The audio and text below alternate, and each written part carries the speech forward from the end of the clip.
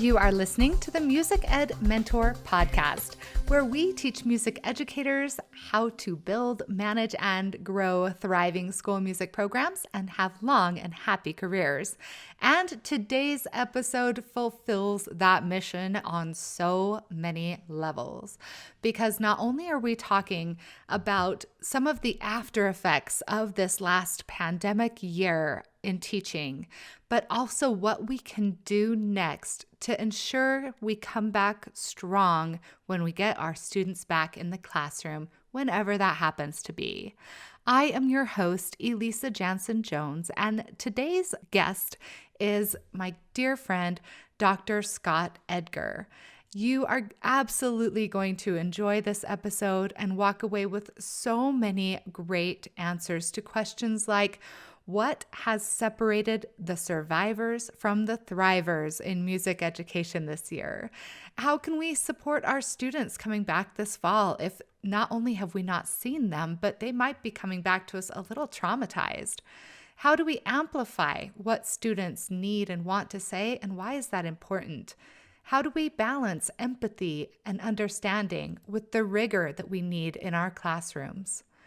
I can't wait for you to enjoy this episode, but first, a huge thanks to Smart Music for ensuring that there can be access to music on so many levels.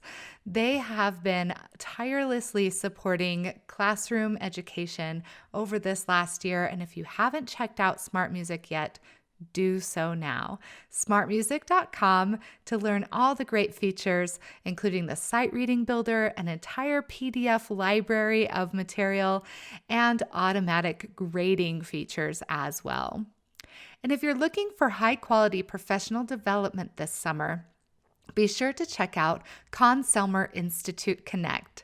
It's 4 days of online experiences to help you refresh, recharge, and come back even stronger next school year. It's filled with musical performances and experiences, as well as the lecture type learning that you're used to. And you know, because it's from Conn-Selmer, it's the highest quality you can find.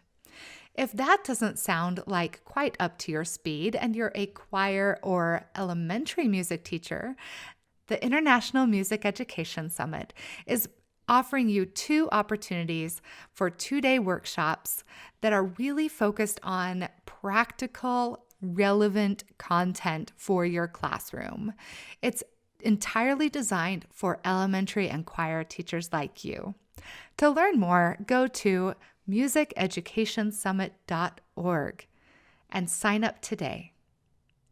Now, without further ado, our chat with Dr. Scott Edgar. It's such an honor to be back on this show for a second time. My name's Scott Edgar. I'm Associate Professor of Music Education at Lake Forest College, just a little bit north of Chicago.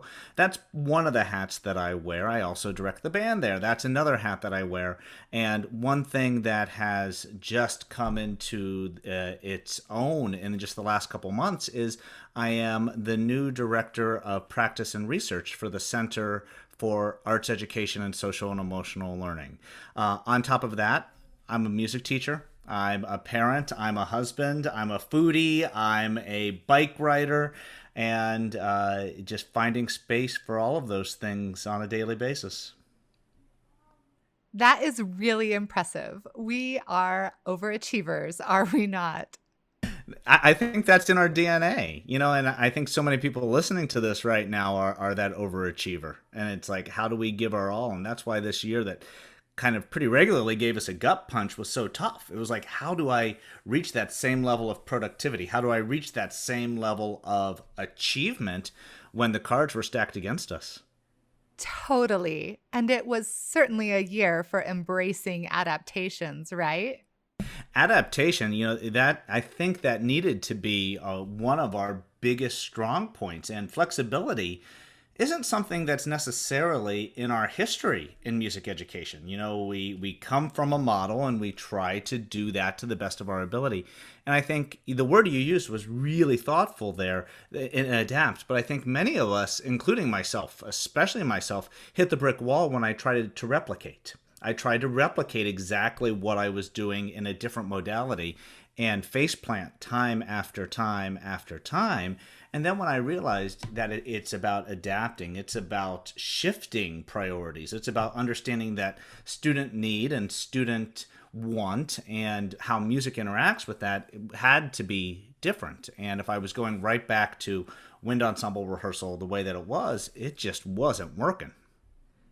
So, in what ways do you think teachers have created to thrive this year? Does that make sense? Oh, it does. It does. Because I feel like we're broken down into two groups, right? You got the people who were just surviving barely and they hated it and they pushed back and they had this miserable time. And then you have people like Steve Graves. You know Steve, don't you? Who has just thrived. I mean, he hasn't seen his kids the entire year until March, at least not in person. And yet he's found all these great ways to adapt teaching middle school band. So, what is that characteristic that separates the thrive versus the barely survive? So I'll use a big word and then I'll unpack it. I think it's something we call adaptive expertise. It's when we're not learning one skill that we're trying to fit that square peg into the round hole, but we're learning about something broadly that we can apply in many, many different settings. And folks like Steve, folks like the many great success stories that we're hearing across the country, I think it comes down to one key disposition, and that's that we teach kids. We don't teach music. And when they realize that it's the kid first, that gives us at least a little bit of emotional freedom to just say, I'm going to meet the kids' needs where they are, no matter what that place is. And I think it takes a lot of pressure. You know, my worry right now actually isn't how we're going to finish this school year. It's what lessons are we going to learn from the trauma that we've been through? And are we going to go right back to the way we've always done it? Or are we actually going to learn something from this nightmare we've been through and realize that we can probably do things a little better? Well, that's why I wanted to have you on, because I think a lot of people right now, I mean, granted, when this comes out, we're wrapping up a school year, looking forward to a lot of great experiences this summer, but always in the back of our minds, we've got to be thinking, how are we going to handle next year with students we haven't seen, maybe new students who experienced true trauma in their lives over this last year?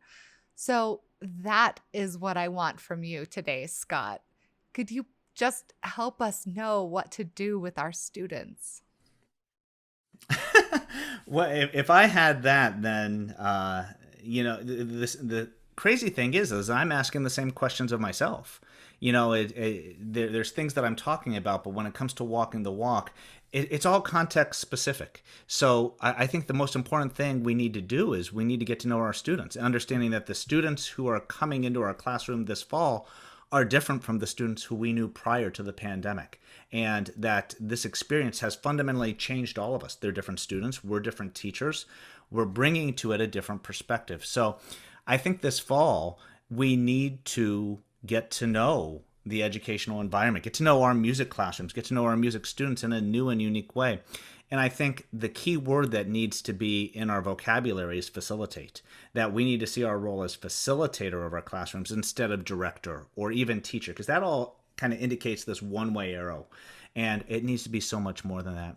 You know, we're talking about this a lot, but you know, the physical pandemic is optimistically on its way on the decline right now, which I think we are all just starved for. But we cannot ignore that when the physical threat leaves, the mental health crisis that we're going to be left with is going to be profound for years to come. And we're going to have to put in structures. So all of that to be said, when we get into our classrooms, it needs to be led with empathy. It needs to be led with grace. It needs to be led with a space for us to allow students to have their voices amplified. And we need to listen. And we need to ask them about their experiences this last year and celebrate why we are happy to be back and why we are so fortunate to engage in the subject that we do. You know, music is a gift to all of us. And one of my mantras these days is that this fall, we are going to get our students from trauma back to trust through music. And music is going to be the key to that. We're going to come together and we're going to make music together. And that's the one thing that we know is going to stay the same, because that's what we do. We're music teachers. We come together and we're music facilitators. And when we come back together and take care of business from that perspective, I hope, the greatest lesson that we learn here is that our students' voice needs to have a more profound impact in our classrooms than it ever has before. And there are unique ways that teachers across the country have figured out to amplify student voice. And the one-way arrow just isn't going to cut it this fall. And students having meaningful ownership in the process and the product is what is going to get us through the challenging situation that lies in front of us. I love that so much. So how do we amplify what students need and want to say? It's a great question, and it has a very, very simple answer that is harder to do than the words that are going to come out of my mouth. But 3 simple words: ask your students. It's ask your students. Whenever the question is, well, how do I do this? Or why do I do this? We're not the only people with answers. We're not the only people who have strong opinions or expertise. Yes, we're bringing a upper level of musical expertise into the classroom, but that is the tip of the iceberg of the expertise we need for our classrooms to thrive. You use that word thrive. And for our classrooms, our teachers, and our students to thrive, the expertise needs to be so much more broadly conceived. And our students are bringing that to the space. We just need to listen. One of the things that we've been talking a lot about is this idea of how do you empower students? How do you empower students to affect meaningful change? And the word that we're choosing is agency, so that our students are able to affect meaningful change in our classrooms, in our schools, and in our communities. When we approach it from this perspective, it oftentimes means that we need to speak less and we need to listen more. One of my dear mentors used to say, we have 2 ears and 1 mouth for a reason, and that should be the proportion that we go. And for musicians who value listening a lot, I don't know if we're always great at that. And oftentimes it just means 3 words: ask your students. And if we're questioning what is the right modality, what is the right way to engage students in difficult conversations, what is the right way to tackle the challenges, where are students' headspace for today's music class, ask your students. Don't be afraid to tackle, but it takes courage. It takes courage because there's 2 things that are going on in all of our heads. The first is, well, this is going to take time away from the rehearsal. Yep, it is. But guess what? If we don't wade through those weeds, the rehearsal's going to be worthless anyway. It's worth the time to get all of this out open, understanding the perspective, and being able to tackle what's in front of us. The other thing is we're going to do it the same way we always have, and that's through music. But it really does come down to thoughtful repertoire selection, that when we think of a piece of music that we want to put in front of our students, how's it going to connect to our students' lives? Is it going to be positioned in a space that is going to help our students do this? I'll give you a really fun example that just came across social media the other day. My dear friend, Alex Shapiro, band composer, doing a lot of electroacoustic accompaniments, just rock star. She just came out with a new 0.5, and it's called Count to 10. And it's great where, our youngest musicians are able to navigate with like 3 notes. It's brilliant. It's as only Alex could do it, make it sound extraordinary with at a 0.5. And I just messaged her on social media and I said, you know what? It's a great strategy for de-escalation. Count to 10. Breathe deeply for 10 counts as we're going through. And, we had a good laugh on social media, but, any piece of music can connect to our students if we choose it. And if we find that heart. Our friends in Comprehensive Musician call it the heart statement. And if we're struggling to find the heart statement for a piece of music, we got to go back. It's not worth playing. It's not worth singing. It's not worth exposing if we can't find the heart to connect to our students' lives. I love that so much. Letting kids pick the repertoire, or at least help pick the repertoire, and that can be hard because let's just admit that as band directors, we are a little bit egotistical sometimes, right? Sure. I mean, not you, Scott. Not you. But I admit I am sometimes. And so we have to. But we do have to put our own agenda aside. And that can be really hard, especially when we are in such a competitive environment in many schools where band is all about the competition.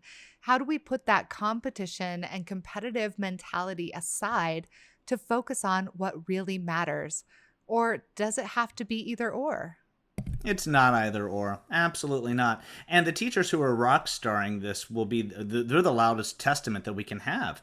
That when they're prioritizing the student voice and amplifying the student voice, the buy in to the process and the eventual quality of the product far exceeds anything they've done before. And, you bring up the great example of allowing, and I hate that word. Why did I just say that? Allowing. No, just opening up space for students to select repertoire. Yes, but that's the tip of the iceberg. That it really does need to be getting beyond our own role as what I call fixer. Another one of my dear friends who does this work expertly is Jody Blackshaw, great Australian composer who is just doing some phenomenal things.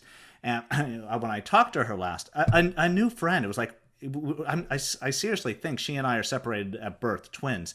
And she mentioned a book called Fix It Duck. And every time you try to fix something, it actually gets worse. So if you're looking for a good kids book, check out Fix It Duck, a new favorite for me. But the gist of it is we're fixers. We hear a wrong note, we fix it. We hear a wrong rhythm, we fix it. And the reframe of that is asking our students, how do we fix this? It's the old adage, teach someone to fish and you're feeding them for a lifetime. So let's engage students in the process of how are we engaging in our classroom. And, it really does. Sometimes it moves slower, especially initially. So that question of competition, that question of, that perfect performance. I'll tell you that from my own perspective, I've had some pretty clean performances in my life. And the ones that I remember are the ones that have heart, the ones that have meaning, and maybe had a few clams thrown in there too. The ones that we have buy-in are the ones that we remember. And that's because we came together and we had a connection to the community, we had a connection to the music, and we had a connection between the music teacher and the students. And that's what we want to remember. We want to create memorable moments, not necessarily the clean performance as the end-all be-all. You mean we shouldn't just be perfectionists? And when something goes mildly wrong, we shouldn't freak out? Well, yeah, you're asking me to walk a walk. But I think that part of it is that for a long time, pre-pandemic especially, that's the only bar that we've set the bar based upon the performance. And that clean performance has been our definition of success. And I think that one of the things that I've learned over this last year and a half is that there can be many definitions of success in the music classroom. And sometimes those are things that I've seen from students who have just risen above with abundant resilience, or seeing teachers who have totally reinvented their definition of success, or students just saying, okay, I can't get there. And the teacher saying, you know what? That's okay. I understand. Because what the pandemic and everything else that we're dealing with right now has done is it's given us just a spotlight on limitations. Spotlight on just saying, it's not going to get there. And this is what I have to give. And I'll give you a really tangible example. I teach at Lake Forest College. And for the first time in my educational career, I had students come to me and saying, you know what, Edgar? I just can't do the final. I just can't do it. How's that going to impact my grade? And, when a student comes to you in tears with that, just saying, you know what, you can't bleed a stone. I am tapped out. I have nothing else to give. This is, I think, probably the hardest thing that so many people are struggling with right now is how do you balance empathy and understanding with rigor? And how do you how do we just come to grips with there's only so much that we can expect? And I think that that's something that I am still struggling with on a daily basis.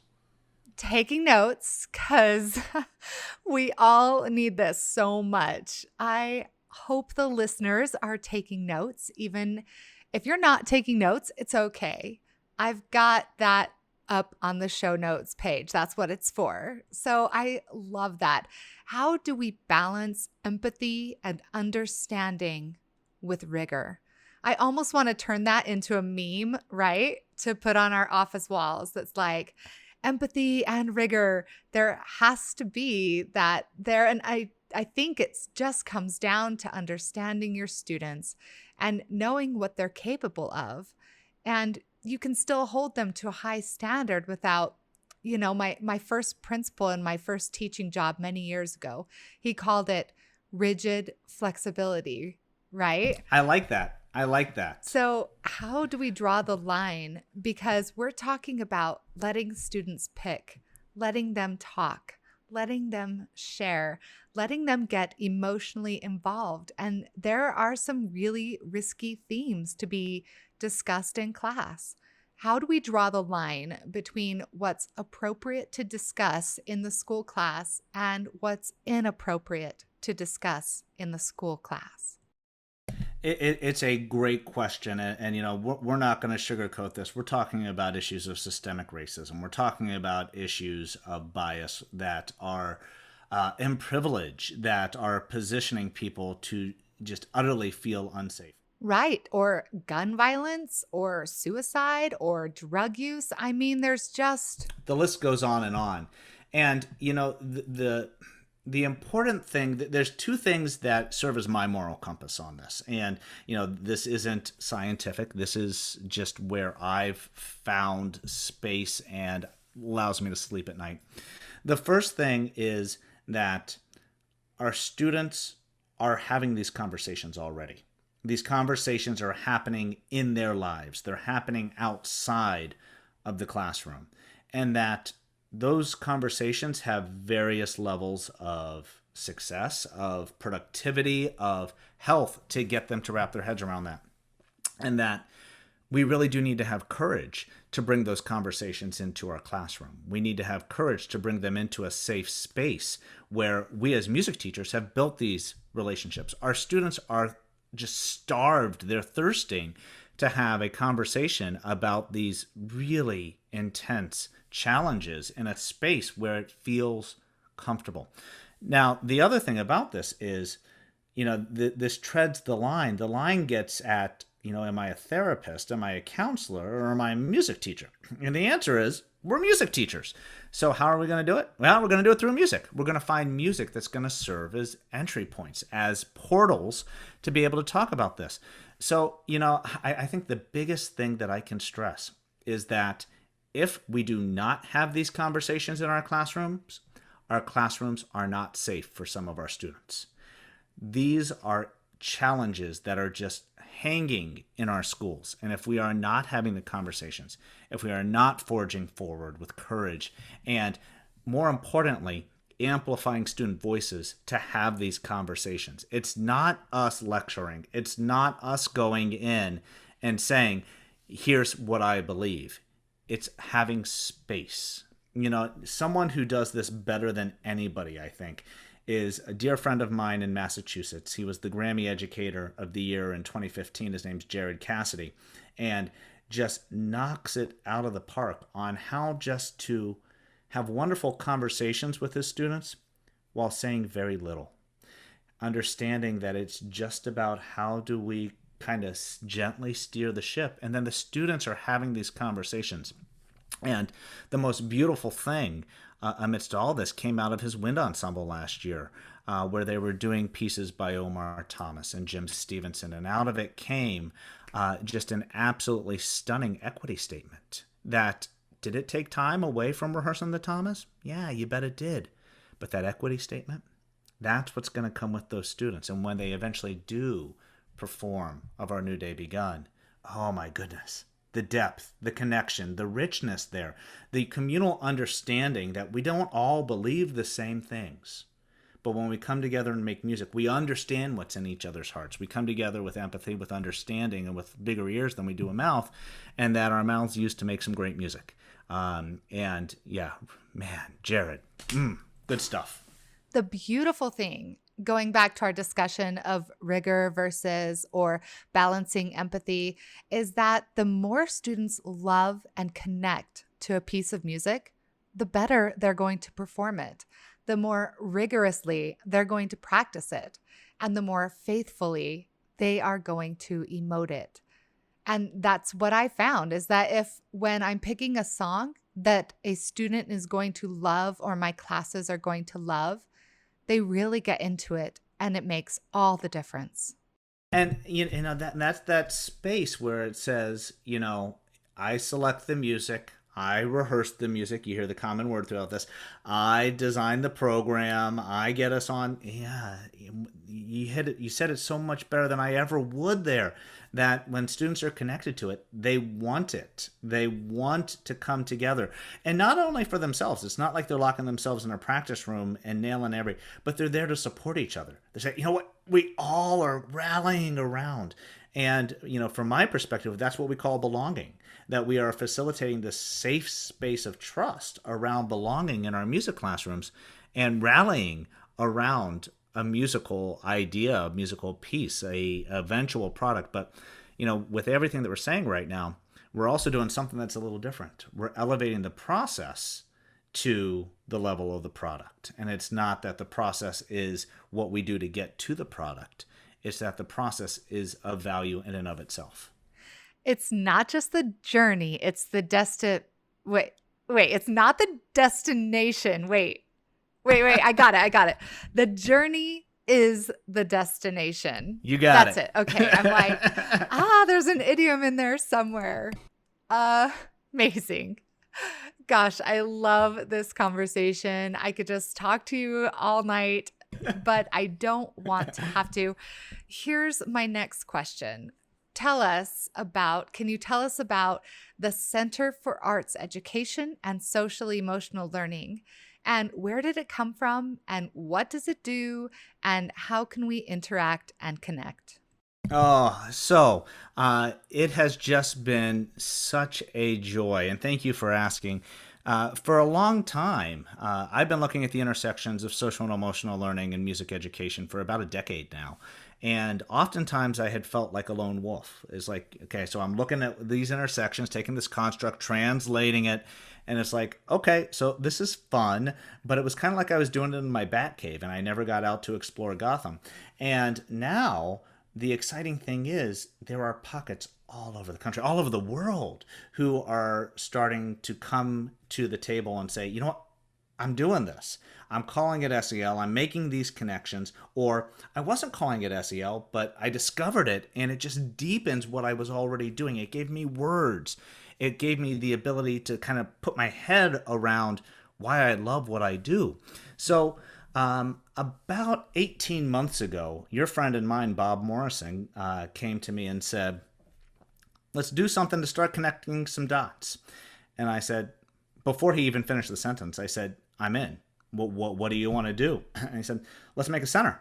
And I said, okay, so who's going to pay the rent? And he's like, no. So as of right now, this is a digital center, and our entire goal here is to be the centralizing voice for all of this phenomenal work that's happening. Not the only voice. This is a organization that is dedicated to amplifying the many voices that are doing this great work, and just having a way to organize it so that we understand who all is doing this work. So through the generosity of the folks at ArtsEd New Jersey, we've developed the Center for Arts Education and Social and Emotional Learning, or as we're calling it, ArtsEdSEL. And we've largely based our work into 6 key pillars. The first is practice. What does it look like in the classroom, and what resources do teachers need to be able to do this work meaningfully? Research. So once we understand what the professional learning needs to look like, and we're getting into the classroom and we're doing the great work, well, were we right or were we wrong? Let's learn. So we're going to go in and study the effects and study the work and study everything to see how that's going. From there, we really know that policy needs to be amplified around social and emotional learning. We know that music education right now needs the loudest advocacy voice that it can have, and we believe that social and emotional learning can be just a powerful argument for that. From there, we firmly believe collaboration. This isn't a stay-in-your-lane organization. And so we are collaborating with many, many wonderful organizations and people across the world. And then probably the two that I'm the most excited about. So excited about artistic creation. We're going to be engaging with composers and playwrights and visual artists and choreographers to design music that has SEL in its DNA. So instead of it being implicitly tied in, we're going to make it explicit, and we're going to be making just powerful, powerful commissioning projects that are inter-arts, so you can do work with the visual arts teacher and the thespians and the dancers in your school. And then I think probably the most important pillar of our work is student voice. And this is where we're going to have an entire community, a student advisory group that's going to, we're not going to have to guess what students need. We're going to ask them. And students are going to come to us and have a space to say, this is what I want out of my arts education. And here's how I think social and emotional learning intersects with that. I had a powerful moment just about a month ago when I was working with some wonderful, wonderful high school musicians. And we were talking, and we were kind of a Q&A, but it was a pretty organic conversation. And a very, very brave student just said, hey, Dr. Edgar, what's social and emotional learning? And it just, the courage to take it, I was just, I just smiled and I said, you know what? That's the problem. SEL is being done to our students instead of with our students. And if they don't even know what it is, it stands a 0% chance. So all of this put together, a wonderful, messy, muddy organization where we have just some phenomenal friends who are going to be working together to see how far we can take social and emotional learning and arts education, to deepen our practice, to deepen our art, to deepen our connection. So the simplest answer of how we can engage, head on over to ArtsEdSEL.org. And just some fabulous things that we've already been able to do, including the most robust database of artistic SEL resources in existence. It's searchable based upon your exact needs, and just some phenomenal resources at your fingertips there. And all I can say without showing too many of my cards is buckle up and get ready, because some really cool things are coming. Good. Well, let me know. Let me be involved and let me help amplify that amazing message. I am super stoked. Absolutely, absolutely. So the easiest thing, besides just keeping your eye on the website, is I think so many people, as SEL is elevated to buzzword status, is we need to come up with a common understanding of what the heck this thing is. So every month we're releasing what we're calling the Heart of the Arts Brief. And basically, this is the dictionary. We're writing the textbook where we are just giving our perspective of what some of these major key points of SEL in the arts classroom could look like.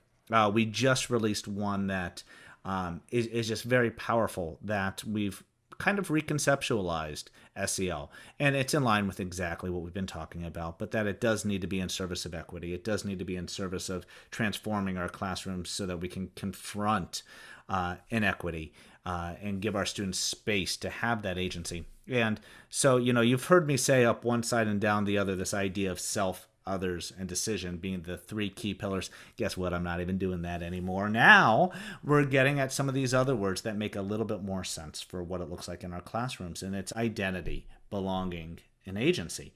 And we're unpacking those. We're understanding how that looks in the arts classroom. So identity, who are you? Who am I? Who are we? And how does that impact our classroom? Belonging, are our classroom safe spaces to explore our vulnerability? We know that we have to put ourselves out there in the music classroom, but is that comfortable for everybody? No, unless it's safe and unless we have the sense of belonging. And then that final piece is that agency, which I think we struggle with. We struggle with mightily, and to have the courage to just release the reins just a little bit or a whole heck of a lot, and to better understand how that's going to affect our students' needs. Awesome. I love it. So I have one more question. What should we focus on learning this summer? Or what should we be doing this summer to help us be more prepared? in addition to signing up and getting the monthly newsletter. But what can we do to be as prepared as possible for going back to school in the fall? Yeah, it's a great question. And I think that there's a certain level of recovery. When I finished my dissertation, a very wise person said, only read comic books and magazines for the next year. Because you're burned out. And you know what? We have been doing the heaviest lift of our educational life this last year. So I think this summer there's a certain level of recovery that to say, this is my to-do list for the fall. Yeah, we're going to need to do some of that. But the good news is when we release some of the reins, that takes some of the pressure off, right? Because we're not the only expert. Yes, we need to come prepared. Yes, we still need to go in. We're not going in and just saying, okay, what do you want to do today? This takes some calculated thought and preparation, but give ourselves some time. So, I'm not here to say, take care of yourself, because I actually think that oftentimes when we say take care of yourself, when the situations where we're being asked to interact is actually insulting. Those situations are gut punch after gut punch, and to take care of yourself. Yeah, would I like to take an hour walk every day? I would love to, but my situation doesn't facilitate that as possible. So to be told, oh, just go take care of yourself, it's like, yeah, but how? When? Who? Where? And so it almost gets me to a more unhealthy space when someone says that. So all I'm going to say this summer is give yourself space to recover, and only you know how you're going to be able to do that. And once you can ground yourself again, I want you to go and just ask this one question. Why? You're focused so much on the what of teaching for so long this last little haul. Go back to the why of teaching. Why do we love teaching music? And when we reground ourselves in that purpose, when we reground ourselves in that space, well, friends, the preparation will take care of itself, because that's going to be the battery recharge that we all desperately need. It's that moral center of saying, I love making music. I love coming together with these kids. I love seeing the shiny in their eyes, and I love helping us all come one day to another day. This fall, oftentimes people say, leave your challenges at the door. Oh, those challenges are coming with us into the room this fall. We can't be afraid, because they're going to be there, and they're either going to be the elephant in the room, or we're going to funnel them into just a wonderful group of community belonging that we're going to come together and make some fabulous music because we've missed it. Thank you again for listening, for your dedication more than anything to the care and feeding of your students. Thank you for making the music continue and to continuously happen in our schools. As a mother of 3 teenagers, I can tell you that it has been their music classes more than anything that has anchored them into this world over the last several years, and this last year especially. Without their musical background and experience, I can't imagine how challenging emotionally and physically this entire experience could have been for them. You really do make a difference. Remember to check out smartmusic.com, and while you're there, visit the blog where you'll find all of the show notes for the Music Ed Mentor podcast. And remember, if you're looking for instrumental education professional development, visit conselmerinstitute.com and use coupon code MusicEdMentor at checkout for 20% off your registration. For choir and elementary music educators looking for practical, relevant, professional learning taught by your peers, visit musiceducationsummit.org. Okay, I think I got it all. Thank you again for spending this time with me. Go joyfully forward and keep teaching on.